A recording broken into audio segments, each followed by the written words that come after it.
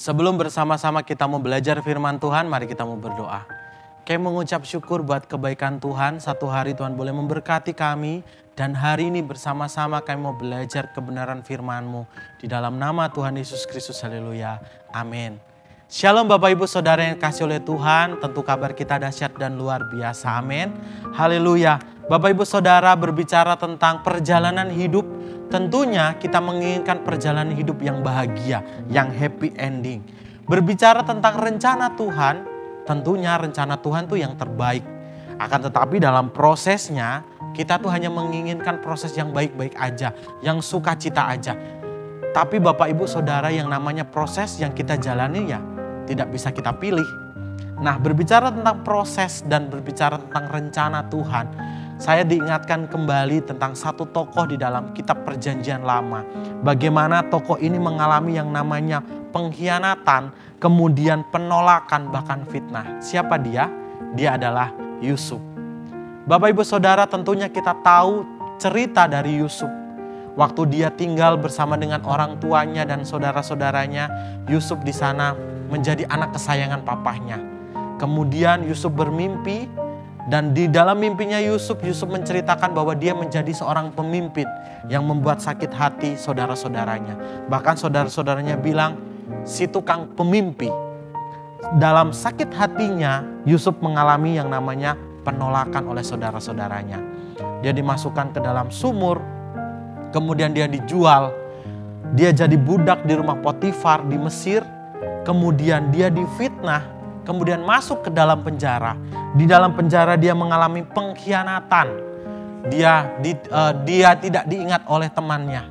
Kemudian apalagi dia ketemu dengan Fir'aun sampai akhirnya dia menjadi seorang pemimpin. Kurang lebih Bapak Ibu, ketika Yusuf bermimpi itu waktu itu umur 17 tahun. Kemudian dia jadi seorang pemimpin umur 30 tahun. 13 tahun dia mengalami proses yang sangat panjang. Nah Bapak Ibu Saudara yang terkasih dalam Tuhan, ketika Yusuf dalam posisi puncaknya sebagai seorang pemimpin, ada hal yang memberkati saya pribadi. Di dalam pasal 45 dan pasal 50, saya akan membuka ayat ini untuk Bapak Ibu Saudara semua. Pasal 45 ayat 7 sampai 8, kemudian pasal 50 ayat 19 sampai 21. Pasal yang ke-45 ayat yang ke-7 dan 8. Maka Allah telah menyuruh aku mendahului kamu untuk menjamin kelanjutan keturunanmu di bumi ini dan untuk memelihara hidupmu sehingga sebagian besar daripadamu tertolong. Jadi bukanlah kamu yang menyuruh aku ke sini tetapi Allah. Dialah yang telah menempatkan aku sebagai bapa bagi Fir'aun dan tuan atas seluruh istananya dan sebagai kuasa atas seluruh tanah Mesir. Amin. Nah, di dalam karir tertinggi ketika dia jadi seorang pemimpin, Yusuf ini tetap memiliki pandangan yang benar terhadap rencana Allah. Bahkan di dalam pasal 50, ketika ayahnya Yusuf meninggal, kemudian kakak-kakaknya berpikir, kalau papa meninggal, ayah meninggal, Yusuf dikiranya masih dendam dan berbuat sesuatu yang jahat. Di pasal 50 ayat 19 sampai 21, bagaimana dijelaskan di sana, Yusuf mengampuni. Yusuf tidak mengingat-ingat lagi apa yang sudah dilakukan kakak-kakaknya terhadap dirinya. Ini suatu hal yang luar biasa. Kalau saya boleh ngerenung Bapak Ibu, ketika dalam karir puncak sebagai Yusuf, dia bisa melakukan segala hal. Dia bisa melakukan perbuatan yang dia inginkan. Mungkin dia bisa balas dendam kepada saudara-saudaranya. Tapi yang dilakukan Yusuf di sana adalah Yusuf mengampuni. Bahkan Yusuf memiliki cara pandang yang benar terhadap rencana Allah. Nah, apa sih yang membuat Yusuf ini bisa bertahan dalam proses? Kemudian apa sih yang bisa membuat Yusuf ini tuh memiliki cara pandang yang benar bahkan ketika dia bisa mengampuni saudara-saudaranya? Apa yang bisa membuat Yusuf bisa melakukan hal itu semuanya? Kuncinya ada satu. Saya mau bagikan kepada kita semua, kepada Bapak Ibu Saudara semua, yaitu karena Yusuf disertai oleh Tuhan. Judul renungan yang saya mau sampaikan buat kita semua adalah penyertaan Tuhan. Kita mau buka Alkitab kita di dalam Kejadian 39 ayat yang kedua ketiga dan ayat 21. Kejadian pasal 39 ayat yang kedua, ayat yang ketiga dan ayat 21. Saya akan membacakannya buat kita semua. Tetapi Tuhan menyertai Yusuf sehingga ia menjadi seorang yang selalu berhasil dalam pekerjaannya. Ayat yang ketiga, setelah dilihat oleh tuannya bahwa Yusuf disertai Tuhan dan bahwa Yusuf membuat berhasil segala sesuatu yang dikerjakannya. Ayat 21, tetapi Tuhan menyertai Yusuf dan melimpahkan kasih setianya kepadanya dan membuat Yusuf kesayangan bagi kepala penjara itu. Amin. Di dalam pasal 39 ada kata Tuhan menyertai sebanyak 3 kali. Nah, saya boleh menarik kesimpulan seperti ini Bapak Ibu. Ternyata Yusuf bisa melakukan itu semua karena Yusuf sadar bahwa hidupnya itu disertai oleh Tuhan. Nah, berbicara tentang penyertaan Tuhan di ayat 2, 3 dan ayat 21. Saya coba cari terjemahan asli. Maksudnya ini apa sih? Menyertai ini maksudnya apa sih? Nah, di sini saya menemukan kata gini. Di sini dikatakan bahwa dalam terjemahan aslinya adalah Adonai Hayah et Yosef. Sekali lagi, Adonai Hayah et Yosef. Hayah di sini memiliki pengertian yang ada. Sekali lagi, hayah ini memiliki pengertian yang ada, kemudian et itu memiliki pengertian bersama atau berjalan. Jadi secara literal ini memiliki pengertian gini, Tuhan yang ada bersama Yusuf. Sekali lagi, Tuhan yang ada bersama dengan Yusuf. Kalau saya boleh simpulkan adalah gini, Tuhan itu selalu ada untuk Yusuf, kemudian berjalan bersama dan tidak jauh dari Yusuf. Sekali lagi, Tuhan itu selalu ada untuk Yusuf, berjalan bersama dan tidak jauh dari Yusuf. Nah, tambahan arti tidak jauh itu sering dipakai dalam hal jasmani. Jadi saling berdampingan gitu ya Bapak Ibu ya. Kalau saya boleh jelasin gini, saling bergandengan, mungkin di samping sini ada orang sebelah saya, kemudian saya gandeng. Kita berjalan bersama. Nah, jadi bisa diambil kesimpulan seperti ini. Tuhan sendiri itu benar-benar ada di samping Yusuf, kemudian Tuhan itu tidak jauh dari Yusuf dan Tuhan tidak pernah meninggalkan Yusuf. Saya mau bawa pemikiran kita ke pemahaman ini. Tuhan tidak jauh di hidup Yusuf. Jadi saya boleh gambarkan Tuhan itu bersama dengan Yusuf, di samping Yusuf digandeng. Kemudian Tuhan itu tidak pernah meninggalkan Yusuf. Dan Tuhan itu tidak jauh dari hidup Yusuf. Sungguh luar biasa. Yusuf ngerti dan Yusuf paham bahwa Tuhan yang sama, Tuhan yang disembah oleh orang tuanya, Tuhan yang boleh menyertai perjalanan nenek moyangnya, Tuhan yang sama pula yang menyertai hidup Yusuf. Oleh sebab itu, Yusuf mengerti ketika Tuhan menyertai Yusuf, Yusuf dibuat menjadi orang yang berhasil. Ketika dia bekerja di rumah Fir'aun, ketika dia dihianati oleh kakak-kakaknya, ketika dia mengalami penolakan oleh kakak-kakaknya, ketika dia mengalami pengkhianatan oleh temannya di penjara, Yusuf tahu Tuhan menyertai hidupnya. Bahkan ketika Yusuf bertemu dengan Fir'aun, Yusuf tahu Tuhan menyertai hidupnya. Bahkan ketika Yusuf menjadi orang atau pemimpin di tanah Mesir, Yusuf sadar dan paham Tuhan menyertai hidup Yusuf. Bapak Ibu Saudara yang terkasih dalam Tuhan, yang menjadi perenungan buat kita semua. Adakah hari-hari ini kita merasa meragukan penyertaan Tuhan? Kalau kita meragukan penyertaan Tuhan, Tuhan ingatkan kembali lewat renungan hari ini bahwa Tuhan itu tidak pernah jauh dari hidup kita. Tuhan itu selalu berjalan dalam hidup kita. Apa yang menjadi pergumulanmu hari-hari ini? Apa yang menjadi proses hidupmu hari-hari ini? Apakah engkau sakit? Apakah engkau hari-hari ini benar-benar dalam keadaan yang terpuruk sekalipun? Ingat, Yusuf tahu dan Yusuf sadar bahwa Tuhan menyertai hidupnya. Adonai Hayah et Yosef. Hal yang sama saya mau katakan kepada Bapak Ibu Saudara.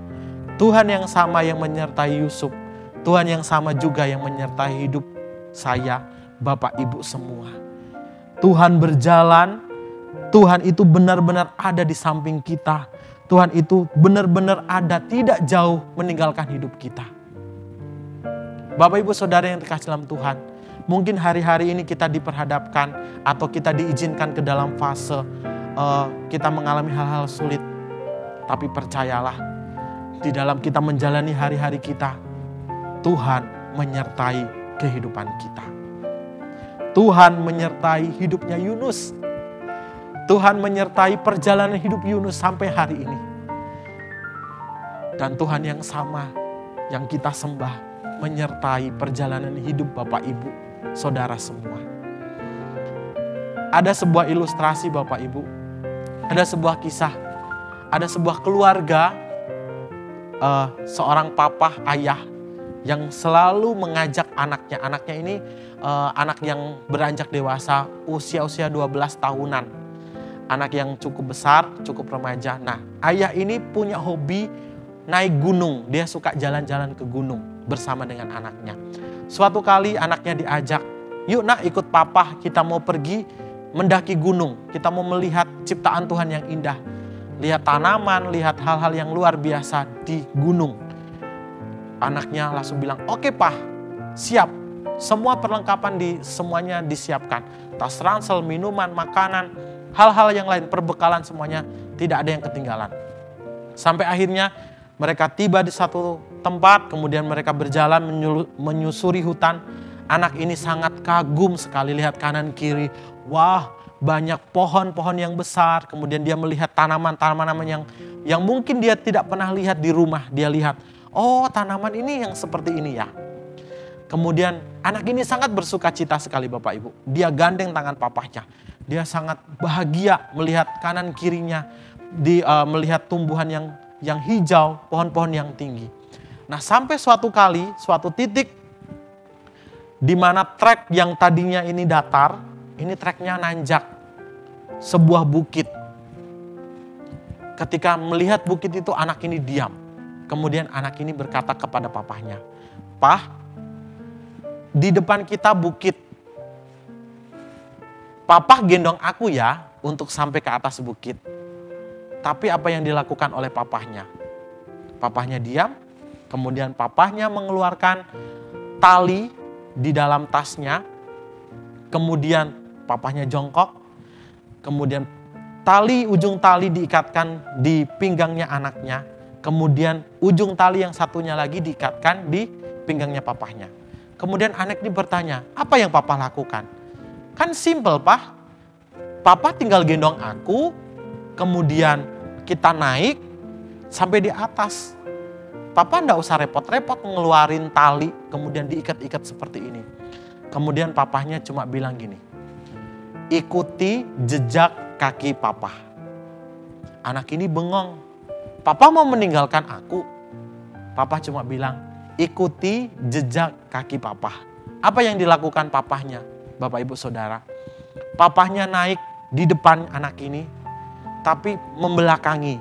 Jadi dia melangkahkan kaki ke belakang, kemudian dia tarik talinya, tali yang mengikat di pinggang pinggangnya dia, yang diikatkan di pinggangnya anaknya, kemudian ditarik. Ingat pesan papa, ikuti jejak kaki papa. Jadi ketika kaki papahnya menginjakkan tanah, kemudian diikuti oleh anaknya. Demikian terus sampai akhirnya mereka ada di titik puncak. Kemudian papa melepaskan ikat tali itu. Kemudian anak ini melihat sekelilingnya sungguh luar biasa.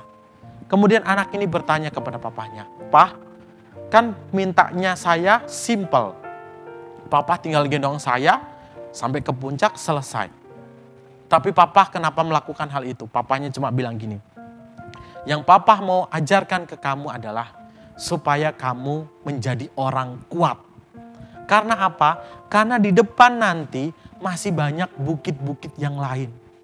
Nah, dari ilustrasi ini saya mau bawa satu hal seperti ini Bapak Ibu. Tuhan itu izinkan semuanya terjadi.